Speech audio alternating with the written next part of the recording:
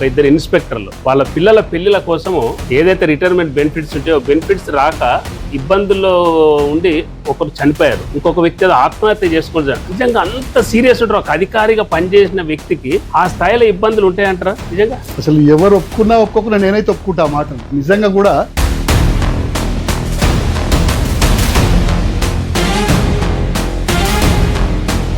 ఈ రాష్ట్రంలో దాదాపు 7,000 కోట్ల రూపాయలు ఏదో పోలీసుకు రిటైర్మెంట్ బెనిఫిట్స్ ఇవ్వాలి. అయితే రిటైర్మెంట్ బెనిఫిట్స్ రాకుంటే చాలా మంది దాదాపు ఒక 500 మంది కోర్టుకు వెళ్లారు. కోర్టుకు వెళ్లే వరకు కూడా ప్రభుత్వాలు మీ సమస్యను ఎందుకు పరిష్కరించలేకపోతుంది? ఇప్పుడు ప్రజలనే మర్చిపోయారు, వాళ్ళు మామూలు అంతకన్నా మర్చిపోయారు అనేది నిజం.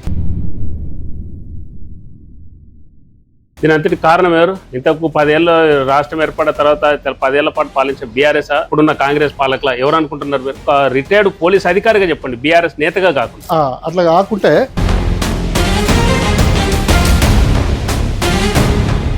మీ మీదనే అంత తాత్సారం చూపిస్తున్నారు ఈ పాలకులు, ఎందుకు మీకు ఇంత నష్టం చేస్తున్నారు? అంటే ఇక్కడ మమ్మల్ని కరియాపాకు లెక్క వాడుకుంటారు. అప్పటి మందమే, ఆ తర్వాత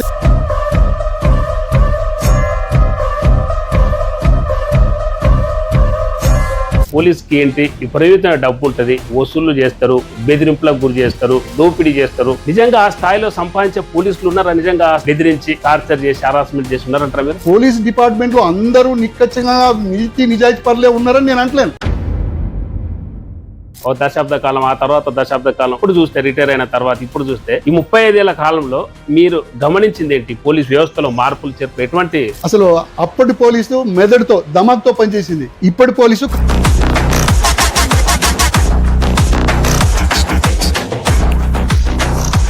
35 ఏళ్ల సర్వీస్ లో మీకు ఎప్పుడైనా ఈ ఉద్యోగంలోకి ఎందుకు వచ్చినవరా బాబు అనిపించిందా? ఈ ఉద్యోగంలోకి రావడమే నాకు ఈ స్థాయి గుర్తింపు వచ్చింది, నేను ఒక సంతృప్తికరమైన జీవితాన్ని గడిపిన అనిపించింది. కొన్ని బాధలు అనేటివి వచ్చినాయి. కొన్ని అప్పుడు ఎన్కౌంటర్ లో నక్సలైట్ దగ్గర నా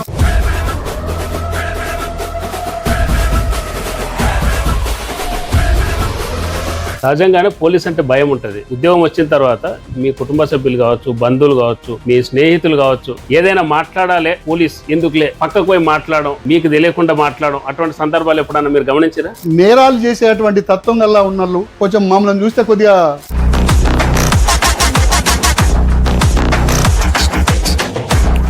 రిటైర్ ఉద్యోగులకు సంబంధించి మీరు కొత్త జిల్లాలు ఏర్పడాక మీరే పెట్టారు అంటే ఎందుకు వచ్చింది ఆలోచన? మేము డిపార్ట్మెంట్ లో పనిచేసేటప్పుడు కూడా మా సంఘాలు ఉన్నాయి. బొరగ పెడతారని మాత్రం డిపార్ట్మెంట్ లో ఉన్న వాళ్ళు నేను అనుకుంటలేను. ఎందుకంటే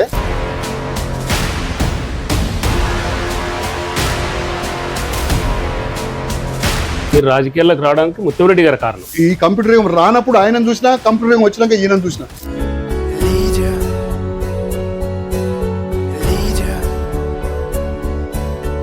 దాదాపు ఒక వారం 10 రోజులు చూస్తున్నాను నేను, మేము రెగ్యులర్గా అబ్జర్వ్ చేస్తున్నాను. యూరియాకి సంబంధించి నిజంగా ఆ స్థాయిలో క్షేత్రస్థాయి నిజంగా ఆ స్థాయిలో కొరత ఉందంటారన్నా? ఆ ఉందని అంటున్నావా అనే పదానికి కూడా స్కోప్ లేదు.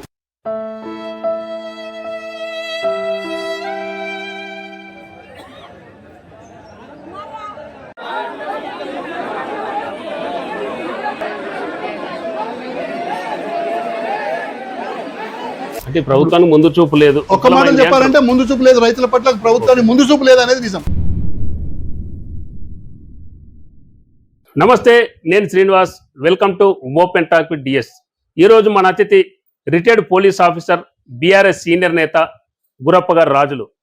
రాజన్న అని ముద్దుగా పిలుచుకునే రాజుగారు ఇప్పుడు మన ఎదుటిన్నారు. ఇటీవల కాలంలో ఆయన రిటైర్డ్ పోలీస్ అధికారుల హక్కుల మీద ఉద్యమాలు నిర్వహిస్తున్నాడు. అసలు ఏంటి వాళ్ళ హక్కులు, ప్రభుత్వం వాళ్లకు ఎటువంటి బెనిఫిట్స్ ఇవ్వాల్సి ఉంది, ఎందుకు తాత్సారం చేస్తుంది అన్న విషయాలు మాట్లాడే ప్రయత్నం చేద్దాం. రాజన్న నమస్తే. బాగున్నారన్నా? Very fine. ఏంటన్నా, ఒకప్పుడు ఉద్యమాలు చేస్తే ఆ ఉద్యమాలను ఆపేందుకో, సరే అణిచేందుకు అని నేను అనలేను, కానీ ఆపేందుకో న్యూసెన్స్ కాకుండా అడ్డుకున్న పోలీసులు ఈరోజు ఉద్యోగ విరమణ తర్వాత మీరే రోడ్డెక్కే పరిస్థితి వచ్చింది. ఏంటి కారణం? నిజం, దానికి ఒకే మాటలు చెప్పారంటే నిజం. నిజంగా కూడా ఇలా పోలీస్ ఆఫీసర్స్, పోలీస్ సిబ్బంది, యావత్ పోలీసుకు ఇబ్బందులలో ఉన్నారనే మాట నిజం. ఎందుకు ఇబ్బందులలో ఉన్నారా అంటే మాకు రావాల్సినటువంటి పైసలు రాలేకపోవడం, సరి అయిన టైంలో జీతాలు రాకపోవడం, 1,15,00,000 కారణాలు ఇటువంటి. ఆ రకంగా నిజంగా ఇబ్బందులలో ఉన్నాం. రిటైర్డ్ అయితే కూడా రిటైర్డ్ అయిన వాళ్ళకు పైసలు రాకపోవడం, సరి అయిన టైంలో రాకపోవడం. ఇప్పుడు ఉద్యోగం ఎందుకు చేస్తాం? శేషా జీవితం మంచిగా ఉండాలని చెప్పేసి ఏదైతే మేము ఆశిస్తామో అవును. ఆ రకంగా ఉన్నప్పుడు మాకు రావాల్సిన జీతమే రాకపోయి మేము చాలా ఇబ్బందులు పడుతున్నాం. ఇక కలవాల్సిన వాళ్ళ కలిసినాం, మా ఐఆర్ ఆఫీసర్స్ తోటి కలిసినాం. నిజంగా కూడా పోలీస్ డిపార్ట్మెంట్లో మంచి మంచి ఆఫీసర్స్ ఉన్నారు, చాలా మందికి కలిసినాం, డీజీకి కలిసినాం, ఫలితం లేదు. ప్రభుత్వం నుంచి రావాల్సిన డబ్బులు మనం ఏం చేస్తాం అని వాళ్ళు కూడా చేతులు ఎత్తి చెప్పారు కూడా, మన చేతులు ఏముంది. ఇప్పటి వరకు అన్ని ప్రభుత్వ శాఖల్లో నిరసనలు అనేటి రిటైర్ అయిన తర్వాత కావచ్చు, సర్వీస్లో ఉన్నప్పుడు కావచ్చు. కానీ పోలీస్ సంబంధించి రిటైర్డ్ ఎంప్లాయీస్ అసోసియేషన్ అనేది మీతోనే ప్రారంభమైంది అనుకుంటాం మన దగ్గర. ఇప్పుడు రాష్ట్ర స్థాయిలో కూడా మీరు కీలక బాధ్యత వహిస్తున్నారని కూడా విన్నా. అసలు ఎన్నేళ్ల కాలం నుంచి మీకు బెనిఫిట్స్ రావాలి, రిటైర్మెంట్ బెనిఫిట్స్? యాక్చువల్గా ఒకే మాటలు చెప్పాలంటే అసలు పోలీస్ డిపార్ట్మెంట్ అంటే డిసిప్లిన్ ఫోర్స్. అవును, సిన్సియర్గా డిసిప్లిన్గా ఉంటారు. ఈ ఫోర్స్ అనేది వాళ్ళకు ఏదున్నా చట్టానికి లోబడి వాళ్ళు అంతకన్నా ఎక్కువ మాట్లాడరు అనే విషయం చట్టాలలో ఉంది, ప్లస్ సమాజంలో కూడా అదే ఉంది. పోలీస్ అనేది డిసిప్లిన్ గా ఉంటారు అనేది సర్వీస్ కాబట్టి మేము పోలీసులకు యాక్చువల్గా కూడా ప్రజలలో కూడా డిసిప్లిన్ అని మాకుంది, ప్రజలలో ఉంది. ప్రజలు కూడా ఏమనుకుంటారంటే పోలీసులకు అన్ని ఉద్యోగస్తుల కన్నా పోలీసును ప్రత్యేకంగా చూస్తుంది ఈ వ్యవస్థ. ఈ రాజకీయ నాయకులంతా ప్రత్యేకంగా పోలీసుకు ఒక వెరైటీ అంటే ఒక ప్రత్యేకమైన స్థానం కల్పిస్తారు, వాళ్ళకు ప్రత్యేకంగా ఉంటది అనేది పబ్లిక్ లో ఉంది. నేను దానికి కాదంటలేదు. కానీ నిజంగా పోయి పోలీసు వాళ్ళని అడిగితే ఏ ఒక్కరు కూడా మాకు స్పెషల్ గా సౌకర్యాలు ఉన్నాయని ఏ ఒక్కరు ఒప్పుకోరు. అంటే లేవు అనేది నిజం, ఎలాంటి సౌకర్యాలు లేవు. కాకపోతే ఇలా సామాన్య ఉద్యోగస్తుడికి మాకు డిఫరెంట్ ఏంటంటే మేము పండుగలకు పబ్బాలకు ఉద్యోగాలు చేస్తాం. మాకు స్పెషల్ గా సంవత్సరంలో ఒక 15 రోజుల లీవ్ దానికి ఎన్కాష్మెంట్ చేసుకోవడానికి డబ్బులు ఇస్తుంది ప్రభుత్వం, ఆనాటి నుంచి వస్తుంది. ఇప్పుడు అవి కూడా వస్తలేవు. ఇలా సామాన్య ఉద్యోగస్తుడు ఎంత ఉన్నాడో మేము కూడా గంతే. కాకపోతే డిసిప్లిన్ ఫోర్స్ అనేది అప్పుడు మామూలు చదువుకున్న వాళ్ళు, మామూలుగా నాటువంటి వాళ్ళు మామూలు చదువుతోటే డిపార్ట్మెంట్లకు ఎంటర్ అయ్యారు కాబట్టి అప్పుడు వాళ్ళు ఏది చెప్తే గదే, ఎట్లా చెప్తే గట్లే, అబ్బో అనే భయంతోటే వ్యవహారం నడిచేది. టీఏలు, డిఏలు, సైకిల్ అలవెన్స్, పెట్రోల్ అలవెన్స్ ఇట్లా రకరకాలుగా ఇచ్చేది. ఎటు పోయినా మంచి ఏంది చెడేంది ఏ రకంగా అనేది ఉండేది. ఇప్పుడు అటువంటి అన్ని కొరబడిపోయినాయి. అసలు ఇప్పుడు కొత్త వాళ్ళకి చెప్తే అప్పుడు మాకు టీఎల్ ఇచ్చేది, డిఎల్ ఇచ్చేది అంటే ఎట్లునే మేము వచ్చిన చోట్ల కొత్త వాళ్ళు నడితే మాకు అసలు లేవంటారు. నేను ఈ మధ్య కాలంలో ఒక నెల రోజుల క్రితం అనుకుంటా పత్రికల్లో చూశాను. నేను ఇద్దరు ముగ్గురు, ఒక సబ్ ఇన్స్పెక్టర్ రిటైర్ అయిన ఆయన, ఒక ఇద్దరు ఇన్స్పెక్టర్లు వాళ్ళ పిల్లల పెళ్లిల కోసము ఏదైతే రిటైర్మెంట్ బెనిఫిట్స్ ఉంటాయో బెనిఫిట్స్ రాక ఇబ్బందుల్లో ఉండి ఒకరు చనిపోయారు, ఇంకొక వ్యక్తి ఏదో ఆత్మహత్య చేసుకుంటారు. నిజంగా అంత సీరియస్ ఉంటారు. ఒక అధికారిగా పనిచేసిన వ్యక్తికి ఆ స్థాయిలో ఇబ్బందులు ఉంటాయంటారా నిజంగా? అసలు ఎవరు ఒప్పుకోకుండా నేనైతే ఒప్పుకుంటా ఆ మాటను. నిజంగా కూడా సిన్సియర్ గా డ్యూటీ చేసి నిజంగా జీతంతో బతికి నీతి, నిజాయితీ, న్యాయం, ధర్మం పాటించిన ప్రతి మనిషి ఎవరైతే ఉంటారో, ఉద్యోగం చేస్తారో, ఉద్యోగం మీదనే బతుకుతున్న వాళ్ళు ఎవరైతే ఉంటారో వాళ్ళ ఒక ప్లాన్ ఆఫ్ యాక్షన్, నాకు నెలకు గింత జీతం వస్తుంది, గింత పిల్లలకి పెట్టుకుంటా, గింత మిగులుతుంది, ఈ రకంగా ఉంటుంది, నా జీపీఎఫ్ గింత వస్తుంది అని ఒక ప్లాన్ ఆఫ్ యాక్షన్ ఏదైతే ఉందో ఆ ప్లాన్ ఆఫ్ యాక్షన్ జరగనప్పుడు రిటైర్డ్ అయిన తర్వాత ఇప్పుడు ఏముంది, 2018 తర్వాత రిటైర్డ్ అయిన వాళ్ళకు ఏ ఒక్కరికి డబ్బులు వచ్చిన మాటలు లేవు. ఇది పోలీసుగా అనుకో, అందరికనుకో ఏ ఒక్కరికి లేవు. అటువంటి సిన్సియర్ గా చేసి ఉద్యోగం మీదనే ఆశపడి బతికిన వాళ్ళు నిజంగా కూడా వాళ్ళు గుండె వాళ్ళకి చచ్చిపోతారు. ఈ రాష్ట్రంలో దాదాపు 7,000 కోట్ల రూపాయలు ఏదో పోలీసుకు రిటైర్మెంట్ బెనిఫిట్స్ ఇవ్వాలి. 7,000 కోట్లు అంతేనా? దాదాపు ఇంకా ఎక్కువనే ఉంటుంది, తక్కువ 7,000 కోట్ల రూపాయలు ఇవ్వాలి.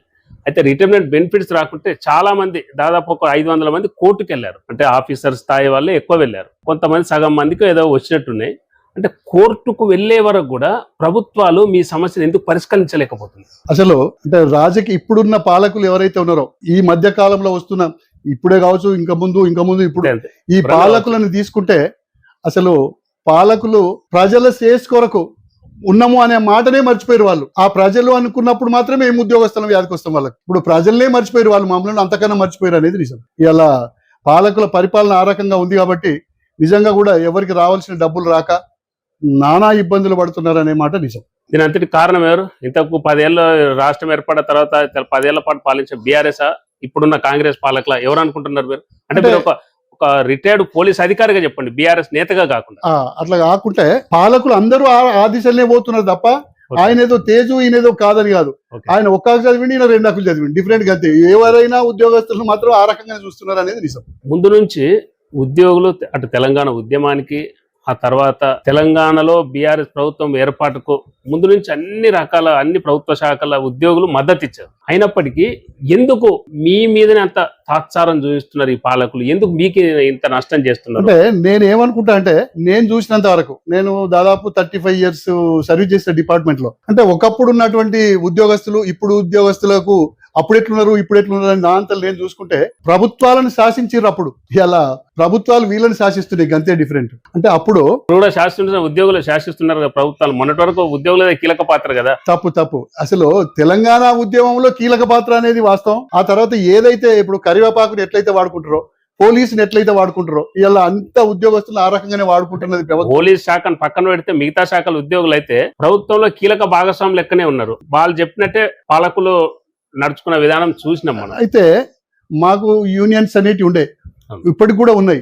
ఇలా యూనియన్లు ఎట్లున్నాయి అంటే, మేము ఎవరినైతే ఎన్నుకుంటున్నామో వాళ్ళకి అనుకూలంగా మారిపోతున్నాడు ఆయన. అంటే అసలు మేము ఎన్నుకోవడమే కరెక్ట్ అయిన ఎన్నుకుంటలేము అనేది నా మనసులో ఉన్నమాట. ఇప్పుడు మేము ఎవరినైతే యూనియన్ లీడర్ గా ఎన్నుకుంటున్నామో ఆయన ప్రభుత్వానికి అనుకూలంగా తయారవుతున్నాడు. ఉదాహరణకి ఆయన ఎమ్మెల్సీ అవుతున్నాడు, ఆయన కోటీశ్వరుడు అవుతున్నాడు, ఆయన రకరకాలుగా ఆయన స్వార్థానికి ఆ పార్టీలకు అనుగుణంగా తయారైపోతున్నారు. అందులో ప్రధాన తప్పు మాదే. మేము సరి అయిన అనుకోక, ఇప్పుడు ఎక్కడుందంటే సిస్టమ్ ఇలా అలవాటు అయిపోయింది. ఏంటంటే మనం ఆకలి ఇప్పుడు బయట పోయి వచ్చి ఇంటికి వచ్చే వరకు గింతసేపు అయింది మా ఆయన తినే రావచ్చులే అని అనుకుంటారు. అన్నం పెట్టమ్మా ఆకలి అవుతుంది అనే మాట ఎప్పుడైతే అడుగుతాం, అయ్యో ఇంకా తినలేదా, అయ్యో అన్నం పెడతాం అనే మాట ఎట్లయితే ఉందో అప్పటి వరకు తెలియదు, తినేసి రావచ్చు అని అనుకుంటారు. ఇది కూడా ఉద్యోగస్తులది కూడా ఎట్లయిపోయిందంటే, వాళ్ళు అడుగుతలేరు, మంచిగానే ఉన్నారు, పుష్టిగానే ఉన్నారు, హాయిగా తింటున్నారు, హాయిగా వస్తుంది, వాళ్ళ జీతం వాళ్ళకి వస్తుంది, వాళ్ళు ఇంకేం కావాలి, వాళ్ళకు ఇప్పుడు నెల జీతం ఇస్తున్నాం ఇంకేం కావాలనే ఆ ఆలోచన విధానంతో ఉన్నారు పాలకులు. ఇలా మా పక్షాన పోయి మాట్లాడాల్సిన వాళ్ళు ఎవరైతే పోయి అడిగితే, అయ్యా వాళ్ళకు ఇప్పటికీ మనకు 5 DL రావాలి, ఎవరు అడగరు.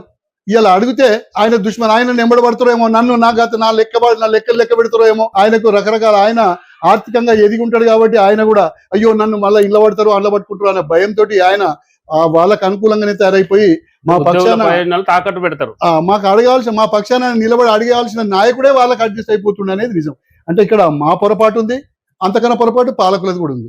అంటే ఇప్పుడు వాళ్ళు చేసి వీళ్ళు చేసి ఉద్యోగస్తులను ఆగం చేసిర్రు అనే మాట వాస్తవం.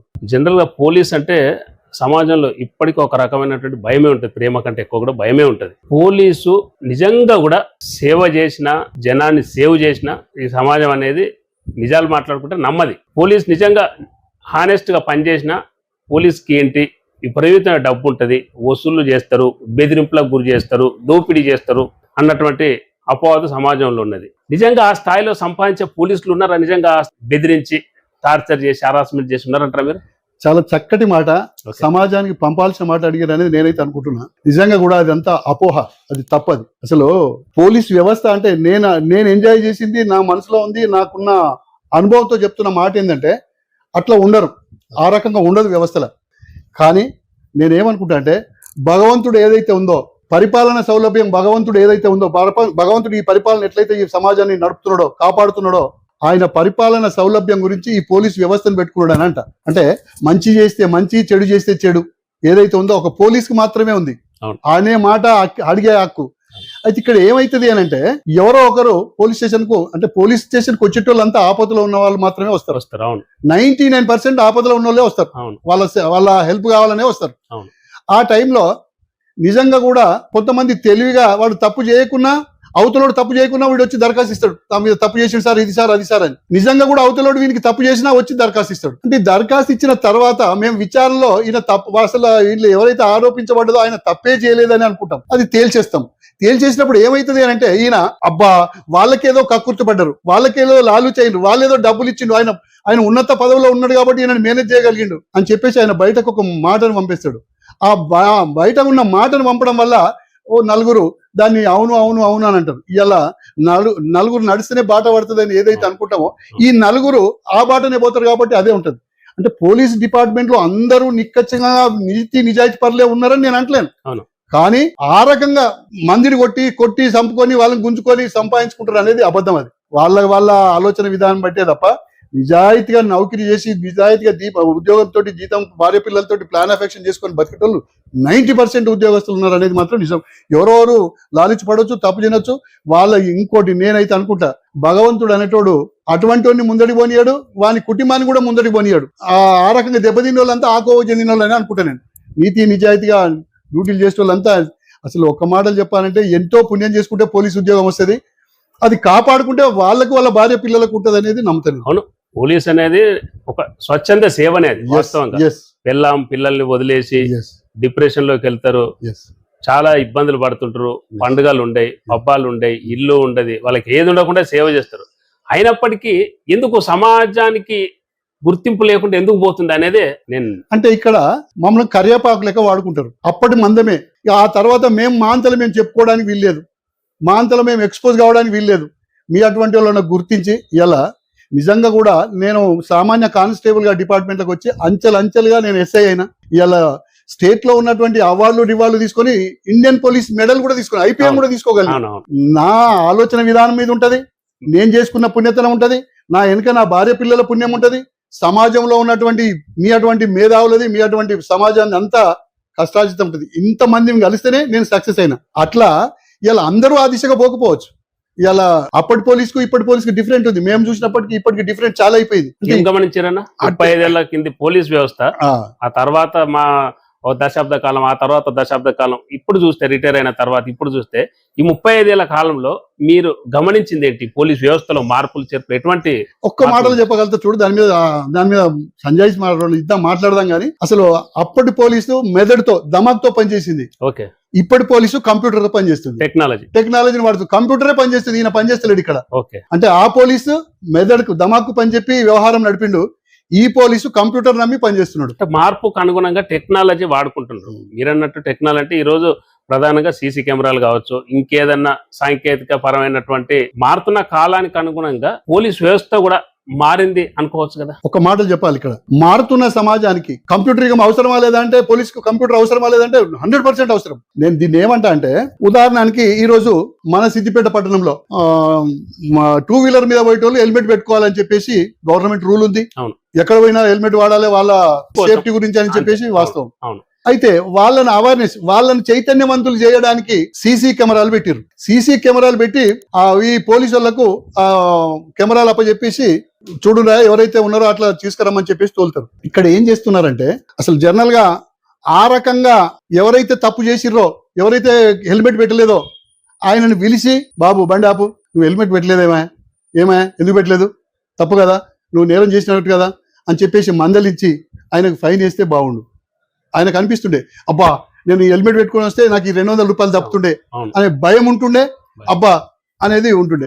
లేదు నిజంగా ఎక్స్క్యూజ్ చేసిర్రు. అప్పటి మందం అయ్యో నిజంగానే వాళ్ళ కొడుకు దెబ్బ తగిలింది, వాళ్ళ భార్యకు దెబ్బ తగిలింది, ఆయన నిజంగానే పోతుండే, హాస్పిటల్ పోతుండు, కొన్ని ఎక్స్క్యూజ్ చేస్తే అబ్బా వాళ్ళ కడుపు చల్లకుండా ఇడిచిపెట్టిరు నన్ను, మళ్ళీ ఎప్పుడైనా హెల్మెట్ పెట్టుకోవాలని ఉంటుండే. అటువంటిది పోయి అలా ఏమైంది అని అంటే, బండి ఆపుతున్నారు, ఏమా ఎక్కడ పోతున్నావు, బాగున్నావా, ఎక్కడ పోతున్నావు, మంచిగా నైస్ గా, అయ్యో అన్న నమస్తేనే అని ఆయన అనడం, ఎటు పోతున్నావు, నేను ఈ మార్కెట్ పోతుండే కూరగాయలు తీసుకొని పోతున్నా, ఓ పో పో పో ఆ పోపో అన్నప్పుడు మాత్రం అంత మంచిగానే ఉంది, నవ్వుకుంటూనే పోతున్నాడు ఆయన. అప్పటికి ఈయన ఫోటో ఆయన కెమెరాలో ఫోటో ఈయన ఫోటో తీస్తాడు, ఆయనకు హెల్మెట్ లేదనేది. ఆయనకు ఇంటికి వచ్చే వరకు ఆయనకు 200 రూపాయల ఫైన్ పడుతుంది.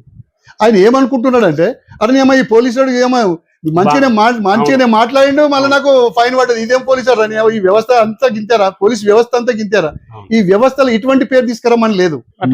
పోలీస్ వ్యవస్థకు కొంత ఇబ్బందికరం మచ్చ, ఈ వ్యవస్థకే మచ్చ వస్తున్నది ఇటువంటిది. అంటే నిజంగా ఆయన మాట్లాడి ఫైన్ వేస్తే తప్పులేదు, ఆయన నవ్వుతూ మాట్లాడి ప్రేమతో మాట్లాడి ఆయన పంపించి ఆయనకు ఫైన్ వేయడం వల్ల వ్యవస్థకే చెడ్డ పేరు వస్తుంది. ఇటువంటి కొన్ని జరుగుతున్నాయి. ఇది ఉదాహరణకి అట్లా నాకే జరిగింది. ఒక మాటలు చెప్పాలంటే, నేను నా భార్య చేను కాడిపోతున్నాం కార్లా, కాడిపోతుంటే ఆపమన్నారు. అయితే మా మిసెస్ అప్పటికే అన్నది కూడా, బెల్ట్ పెట్టుకోలేదు సార్ అని అన్నారు. మా మిసెస్ కూడా అన్నది, అంటే అప్పటికి నా బెల్ట్ పనిచేస్తలేదు, అక్కడ బటన్ ఉంటలేదు, కార్ బెల్ట్ సీట్ బెల్ట్ ఉంటలేదు. వాళ్ళు కారు ఆపిన, సార్ ఎక్కడ పోవాలి సార్ అన్నారు, చేను కాడికి పోతున్నాయా అని అన్నారు. సరే బెల్ట్ పెట్టుకోలేదు సార్ అంటే, బెల్ట్ పనిచేస్తలేదు భయ్, రేపు చేయించుకోవాలి అన్నాను. పండి సార్, ఓకే సార్ అన్నారు. అయితే నవ్వుతూ ఓకే సార్ అన్నారు. నేను కూడా బాయ్ వస్తా బాయ్ అని చెప్పేసి అనుకుంటూ పోయినా. నేనేమనుకుంటున్నా అంటే, నన్ను గుర్తుపట్టిరేమో, సరే మంచిగానే మాట్లాడింది కదా పాపం అని అనుకున్నా. నేను పొలం కాడికి పోయి ఇంటికి ఇట్లా రిటర్న్ వచ్చేటప్పుడు ఆడ కార్ కాడికి వచ్చేటప్పుడు నాకు కుయ్యమని చూస్తే సౌండ్ చూస్తే 135 రూపాయల ఫైన్ పడ్డది. ఫైన్ అరే నేను ఇదేందా జనాలు అనుడు నిజమే వీళ్ళు అట్లే చేస్తున్నారు అనేది అనిపించింది. అంటే ఇక్కడ వ్యవస్థలో కొంతమంది చేయడం వల్ల ఇటువంటి ఆ ప్రేమలో దెబ్బ కొట్టకుండా వ్యవస్థ ఆ ప్రేమలో పడ్డది వ్యవస్థకు పడుతుంది కాబట్టి నిజంగానే ఫైన్ వేసి అక్కడ ఇప్పుడు నన్ను ఆపిర్రు, సార్ మీరు సీట్ బెల్ట్ పెట్టుకోలేదు నేరం చేసి సార్ తప్పకుండా ఫైన్ వేస్తున్నారు సార్, వేయాల్సిందే కదా, నేను భరించాల్సిందే కదా. ఫైన్ల విషయానికి వస్తే మీరు అన్నట్టు మీరు ఎంతకాలం చేసిరన్న సబ్ ఇన్స్పెక్టర్ గా? నేను 3.5 years చేసిన. 3.5 సంవత్సరాలు చేశారు. అటు కానిస్టేబుల్, హెడ్ కానిస్టేబుల్, ఏఎస్ఐ వరకు కూడా చేశారు మీరు. లా అండ్ ఆర్డర్ లో చేశారు, ఇంటెలిజెన్స్ లో చేశారు, అన్ని వింగులు చేశారు మీరు దాదాపుగా. జనరల్ గా ట్రాఫిక్ విషయానికి వచ్చింది కాబట్టి ఒక ట్రాఫిక్ పోలీసు ఒక వెహికల్ ఆపి ఆయన్ని బెదిరించి లాక్ వేయడము, బండి తీసుకోవడము, ఆ తర్వాత ఇంత అవేర్నెస్ తీసుకొచ్చి ఇన్ని చెప్పిన తర్వాత ఇట్లా ఫైన్ వేయడం అనేది నిజంగా హయ్యర్ అఫీషియల్ మీకు ఏమైనా టార్గెట్ ఇస్తుందా, ప్రభుత్వం టార్గెట్లు ఇస్తుందా, లేకుంటే వాళ్ళే అట్లా కావాలని చేస్తారా? ఎందుకు చేస్తారు ఇట్లా? అంటే ఇక్కడ ప్రజలలో చైతన్యం రావాలి, మార్పు తీసుకురావాలి అనేది ప్రభుత్వ పాలసీ. అంతవరకు బాగుంది పాలసీ. దానిలో డ్యూటీలు కేటాయిస్తారు. ఈ రోజు నువ్వు ఇక్కడ నుంచి ఇక్కడ వరకు ఈ బెల్ట్, ఈ ప్లేస్ నుంచి ఈ ప్లేస్ వరకు నువ్వు ఈ త్రిబుల్ రైడింగ్ కానీ ఇటువంటి కానీ ఏదైనా ఉంటే చూడమని చెప్పేసి వాళ్ళకు అన్ని విధాలు చెప్పి పంపుతారు. దానికి ఈయన ఫైన్ వేసేటువంటి అధికారం ఈయనకు లేదు. హయ్యర్ ఆఫీసర్ ఎమ్మడు ఉంటాడు, ఆయన వేయాలి తప్ప వీళ్ళే. అంటే ఇక్కడ నిజంగా కూడా ఇప్పుడు ఏ స్థాయి ఆఫీసర్ వేయచ్చు? ఎస్ఐ. నిజంగా కూడా ఇప్పుడు త్రిబుల్ రైడింగ్ ఎక్కిపోతుంటాడు, అన్న ఆపే అంటే ఆపలేడు ఆయన. ఎవరు ఆపరు? అవును, వాస్తవంగా కూడా పోలీస్ ఆపే అని రిక్వెస్ట్ చేస్తే కూడా అక్కడ ఆ డ్యూటీకి ఉద్యోగానికి అంటే ఇక్కడ డామినేట్ చేయాలి. ఆ డామినేట్ చేయకపోతే వాళ్ళు ఆపరు. ఆ డామినేట్ చేయడం వల్ల ఆయన డిఫెన్స్ లో పడిపోతాడు, అయ్యో నేను తప్పు చేసిన అన్నట్టుగా ఉంటది. లేకపోతే ఆయన సపోర్ట్ చేయకుండా పోతే ఆయన మనం ముందటికెళ్ళి సైడ్ కొట్టుకుంటూ పోతాడు. ఆ సైడ్ కొట్టుకుంటూ పోవడం వల్ల యావత్ వ్యవస్థలో కూడా పోలీసు వాళ్ళే చూసుకుంటే సపోర్ట్ చేయరు. ఏం పోలీసు, ముందు పోలీసు ఈ పోలీసు ఏముందా ఇబ్బంది. అవును, అనే ఇటువంటి మాటలు రావడం వల్ల అంటే ఇట్లా ప్రజలలో కూడా కొద్దిగా మార్పు జరగాలి, ప్రజలు కూడా కొద్దిగా చైతన్యవంతులు కావాలి. దీన్ని ఇప్పుడు ఆయన ఆపకుండా పోయే వరకు ఉరికి బండి కీస్ అందుకుంటాడు ఇక్కడున్న కానిస్టేబుల్. అంటే ఇంకా పారిపోతాడో ఏమో అని. ఆ కీస్ అందుకోవడం వల్ల నువ్వు కీస్ ఎట్లా అందుకున్నావు, దాని మీద రప్చర్ చేసి దాని ఇష్యూని ఘోరంతలు కొండంత చేయడమే తప్ప దాన్ని ప్రజలు కూడా సహకరించాలి అటువంటి టైంలో. అంటే స్పెసిఫిక్ గా దానికి మాకేదో కోటా కేటాయించి నువ్వు అన్ని చేయాలనేది ఉండదు. కానీ వాళ్ళకు నిత్యం ఇవ్వాలి, నేను ఒక 10 కేసులు వేయాలని చెప్పేసి తపనతోటి దబా కేసులు వేయడం, టార్గెట్ అంటూ గింత అంటూ ఏముండదు. కానీ ఇలా ప్రజలలో అదే ఉంది. పోలీసుల జీతాలే మొత్తం వీళ్ళు పెనాల్టీలు వేసి జీతాలు తెచ్చుకుంటున్నారు, ప్రభుత్వమే వీళ్ళ జీతాలు ఇట్లా ఇప్పిస్తుంది అనేది ప్రజలలో ఉన్న టార్గెట్ ఇస్తుంది. లక్షలు ఇవ్వాలి ఒక పోలీస్ స్టేషన్ అనేది ప్రజలలో అపోనే తప్ప అటువంటి టార్గెట్లు అనేవి ఉండవు. కాకపోతే ఇలా పోలీస్ వ్యవస్థ అంతా గదే పనిచేస్తుంది అనేది మాత్రం అందరు అనుకుంటున్నారు అనేది నిజం. అంటే టార్గెట్లు అంటూ ఉండవు. డ్రంక్ అండ్ డ్రైవ్, ఇటు వెహికల్ చెకింగ్ గానీ. ఇప్పుడు డ్రంక్ అండ్ డ్రైవ్ వేయాలని చెప్పి తోలుతాం, మేము పోయిన టైంకి ఎవరు రాకపోవచ్చు అంటే మేము వాళ్ళని పైసలు దీన్ని వదిలిపెట్టట, లేకపోతే మేము వాళ్ళను పొంది అని చెప్పేసి వదిలిపెట్టట. అట్లా టార్గెట్లు అనేటివి ఉండవు. అది అపోహ, ప్రజలలో అపోహ. ఎటు చూసినా వాళ్ళే కనిపిస్తున్నారు కాబట్టి ఇలా పోలీసు మొత్తం అటువంటివి ఎక్కువ చేస్తున్నారు కాబట్టి ప్రజలలో అది ఎక్కువ స్ప్రెడ్ అయిపోతుంది తప్ప వేరేది కాదు. 35 ఏళ్ల సర్వీస్ లో మీకు ఎప్పుడైనా ఈ ఉద్యోగంలోకి ఎందుకు వచ్చినవరా బాబు అనిపించిందా? ఈ ఉద్యోగంలోకి రావడమే నాకు ఈ స్థాయి గుర్తింపు వచ్చింది, నేను ఒక సంతృప్తికరమైన జీవితాన్ని గడిపిన అనిపించిందా? అంటే ఫైనల్ గా ఒక మాట దానిలో చెప్పాలంటే నేను చాలా గర్వపడ్డా, చాలా తృప్తి పడ్డా ఈ డిపార్ట్మెంట్ లకు వచ్చి. నేను ఎన్నో పుణ్యాలు, నా తాత ముత్తాతలు చేసిన పుణ్యానికి నేను పుట్టినందుకు ఈ భగవంతుడు నాకు పోలీస్ ఉద్యోగం ఇచ్చిండు అని ఎంజాయ్ చేసిన తప్ప ఎప్పుడూ అటువంటి బాధ రాలే. కాకపోతే కొన్ని బాధలు అనేటివి వచ్చినాయి. కొన్ని సందర్భాలలో ఇప్పుడు ఒక మాటలు చెప్పాలంటే అప్పుడు నేను చేసినప్పుడు బాగా ఎక్స్పిట్స్ నక్సలిజం బాగుండే. అప్పుడు ఎన్కౌంటర్ లో నక్సలైట్ దగ్గర నా ఫోన్ నెంబర్ వెళ్ళిందట, వాస్తవం కూడా వెళ్ళిందట. అంటే వెళ్తే ఈయనకేం సంబంధాలు అని చెప్పేసి ఉన్నాయని చెప్పేసి నన్ను అనుమానపడడం, టార్గెట్ చేసి నంబర్ తీసుకో అట్లా కూడా ఉండొచ్చు కదా. అయితే దాన్ని ఏ రకంగా ఉన్నదో వాళ్ళ దగ్గర వెళ్ళింది అనేది నిజం. నన్ను చాలా ఇబ్బందులు పెట్టిన ఒక 3 నెలలు అనేది నిజం. తర్వాత నిజం తెలుసుకొని వానికి ఎలాంటి సంబంధాలు లేవు, వాడు నిక్కసిగా పోలీస్ డిపార్ట్మెంట్ కు సేవ చేస్తాడు, ప్రజలకు సేవ చేస్తాడు, తప్పు చేయలే. కాకపోతే అబ్జర్వేషన్ లో పెట్టారు నన్ను, నేను ఎటు పోతున్నా, ఎటు మాట్లాడుతున్నా, ఏంటిది. పోలీసుల రకరకాలుగా అబ్జర్వేషన్స్ ఉంటాయి. ఆ రకంగా అన్ని చేసి ఒక 3 నెలల తర్వాత నువ్వు తప్పు చేయలేదు, నువ్వు ఏం చేసుకుంటావు అని చెప్తే నాకు ఏ డ్యూటీ అయితే ఉందో అదే చేయమన్నాను. అంటే కొన్ని ఇబ్బందులు ఎదుర్కొన్నాం, మానసికంగా దెబ్బపడ్డది, మానసికంగా బాధపడ్డా. ఆ రోజు చాలా బాధపడ్డా. నేను ఎంత నిజాయితీగా పనిచేసినా ఎటువంటి మచ్చ వచ్చే నేను చనిపోయింది బెస్ట్ అని చెప్పేసి కూడా అనుకున్నాను నేను ఆ రోజుల్లో. కానీ భగవంతుడు అనేటోడు నిజాయితీ అనే దానికి పట్టం కట్టిండు, నిజాయితీ ప్రూఫ్ అయింది కాబట్టి నేను కొన్ని ఇబ్బందులు ఉన్నాయి. సరే ఏ రకంగా అయినా కూడా సామాన్య జనాలకు ఎంతో కొంత పుణ్యం చేస్తున్నాను. నేను పెద్ద ఉద్యోగస్తులు కాకుండా నాకున్న ఉద్యోగస్తుల సామాన్య జనాలకు ఎంతో అంత సేవ చేస్తున్నా, ఈ డిపార్ట్మెంట్ కు పుణ్యం చేస్తున్నా. ఈ అంటే నిజంగా కూడా నేను చాలా ఎంజాయ్ చేసిన ఈ డిపార్ట్మెంట్ అనేది నిజం.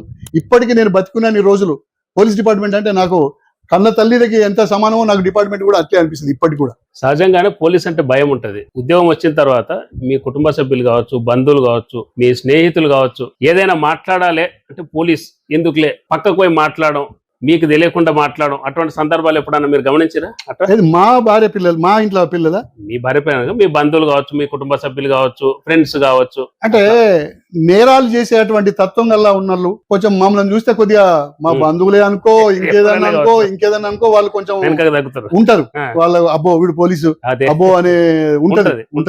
అదే అంటున్నా. అటువంటి మీరు ఉంటది. ఇప్పుడు కనీసం ఏదైనా మందు ఇంట్లో కూర్చొని మందు అవుతుంటే అరే వాడు పోలీసు వాడు వస్తారా అనే భావన ఉంటది. వాడు అడబో వాడు చూస్తారా అనే భావన ఉంటది. అది కొంచెం ఆ రకమైన భయం అనేది ఉంటది ప్రజలలో అనుకో, బంధువులు అనుకో, ఫ్రెండ్స్ అనుకో, ఏ రకంగా అనుకో ఉంటది. 35 ఏళ్ల సర్వీస్ సిద్దిపేటలో ఎన్ని సంవత్సరాలు చేశారన్న? 29 years చేసిన. 29 ఏళ్ళు సిద్దిపేటనే. ఎట్లా చేయగలిగారు అన్ని సంవత్సరాలు ఇక్కడ? ఒకటే సిద్దిపేట ఎట్లా చేయగలిగారు? అంటే ఇక్కడ ఫస్ట్ ఆఫ్ ఆల్ ఈ ప్రాంతం మంచిది, అంతకన్నా నేను మంచోని అనుకుంటున్నా. నేను ఇంత చేయడానికి నా భార్య పిల్లలు అనుకుంటున్నా. ఈ అన్నిటికీ ఈ ప్రజలు నన్ను అర్థం చేసుకొని నా ఆఫీసర్స్ అరే రాజు సమర్థుడా, అరే వాడు ఉండాలి, అబ్బో వాడు పోనీయొద్దు, వాడు బాగా వర్క్ చేస్తాడు, హార్డ్ వర్క్ చేస్తాడు. నేను అసలు డిపార్ట్మెంట్కే మొదటి ప్రియారిటీ, తర్వాత నా భార్య పిల్లలు. అంటే నా పిల్లలు, నాకు ఒక పాప, 2 బాబులు, వాళ్ళ పెరుగుదల మొత్తం నా భార్య చేతులలోనే పెరిగారు. ఏమున్నా నాది చూపు, నా నీడనే తప్ప డైరెక్షన్ అంతా తల్లిదే. అంటే నేను వ్యవస్థ అసలు వాళ్ళు లేచే వరకే నేను డ్యూటీ పోతుంటే, వాళ్ళు వండుకున్నాక నేను వస్తుంటే, అంటే ఆ రకంగా నేను పెరిగినా, ఆ రకంగా అయినా కూడా డిపార్ట్మెంట్ అనేది చాలా మంచిది. చాలా ఆ రకంగా నాకు అందరూ సహాయ సహకారాలు అందించడం వల్లనే నేను ఇట్లా సక్సెస్ అయినా. నా ఆఫీసర్స్ కూడా రాజు ఉండాలని చెప్పేసి సామాన్యంగా మా డిపార్ట్మెంట్ లో 3 years, అప్పుడు 5 years ఉంటే తర్వాత 3 years కన్నా ఎక్కువ ఉండడానికి వీలు. నేను ఇక్కడ 1 town చేసిన, 2 town చేసిన, రూరల్ చేసిన, ట్రాఫిక్ చేసిన, ఇంటెలిజెన్స్ చేసిన, ఎస్బీ చేసిన, అట్లా అన్ని వింగులలో తీసుకుపోయి వాడు చేసుకున్నా కాబట్టి చేయగలిగిన. నిజాయితీగా అంటే నాది నేను చెప్పుకోవడం గొప్ప విషయం కాదు. నిజాయితీగా ఉన్నాడు ఏడైనా చేస్తాడు అనేది అంట భగవంతుడు సహకరిస్తాడంట, జనాలు ఒప్పుకుంటారని అనుకుంటాను. చాలా మంది ఏమంటారంటే మీ తోటి ఉద్యోగులు కావచ్చు, బయట కావచ్చు, ఎందుకంటే మీకు విస్తృతమైన సంబంధాలు సిద్దిపేటలో, మిమ్మల్ని ఒక పోలీసుగా కాకుండా ఒక సోదరునిగా, స్నేహితుగానే ఎక్కువ మంది చూస్తారు. అంటే అధికారులను మేనేజ్ చేయడంలో రాజన్న దిట్ట, అందుకే ఇక్కడ ఉండగలుగుతాడు. ఒకవేళ ఆ ఆఫీసర్ ఇక్కడ నుండి పోయినా ఆయన బయట తీసుకుపోతాడు డిప్యుటేషన్ మీద, ఇంకెవరైనా ఆఫీసర్ వచ్చినా డిప్యుటేషన్ బయటకు పంపినా మళ్ళీ ఆయన సిద్దిపేటకే వస్తాడు. అంటే అధికారులను మేనేజ్ చేయడంలో ఆయన దిట్ట, అందుకే ఇక్కడ ఇంతకాలం చేయగలిగిండు అని అనుకుంటారు. ఎంతవరకు నిజమంటారు? అంటే దాన్ని వాడుకునే దాని మీద ఉంటది. ఇప్పుడు మంచి గురించి కూడా అదే మాట చెప్తాం, చెడు గురించి కూడా అదే మాట చెప్తాం. ఆయన ఆఫీసర్లను మేనేజ్ చేయడంలో దిట్ట, వాళ్ళు ఈ డబ్బులు తీసుకుంటాడు, ఇది చేస్తాడు, అది చేస్తాడు మాటలు ఏవో చెప్తాడు, ఆఫీసర్ మేనేజ్ చేస్తాడు అనే దానికి వాడవచ్చు ఆ మాట.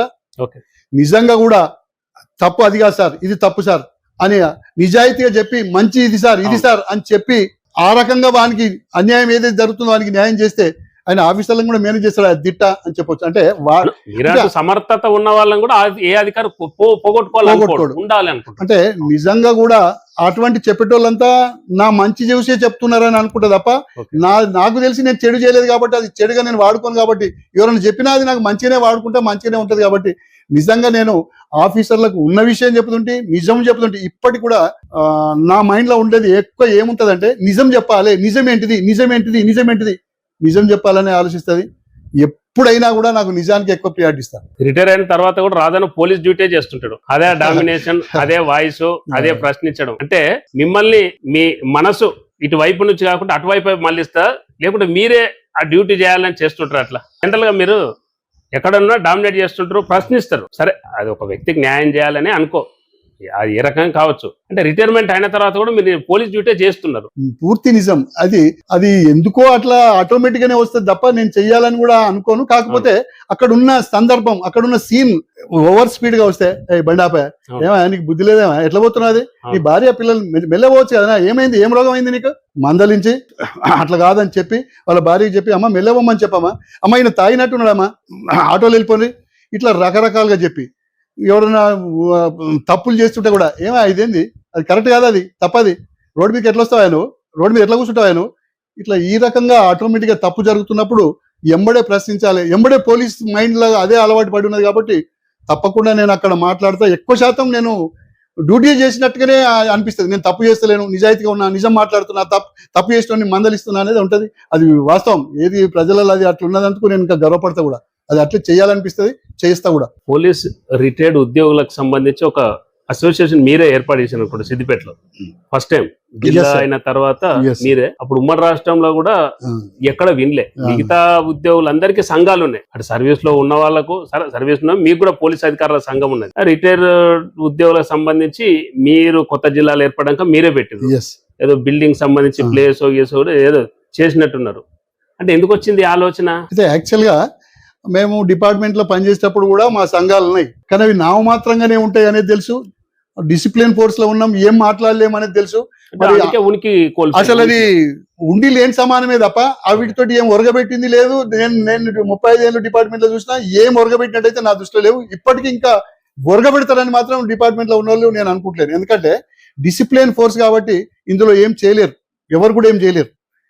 సిస్టమ్ అట్లే అలవాటు పడ్డది కాబట్టి వాళ్ళు అదే దానికి అలవాటు పడి ఉంటారు. అన్ని సంఘాల లెక్కనే మా సంఘం కూడా అట్లా ఒకటి ఉండాలని చెప్పి నామమాత్రంగా పెట్టి ఉంటారు తప్ప ఆ సంఘాలతో ఏం అయినట్టుగా ఏం లేదు.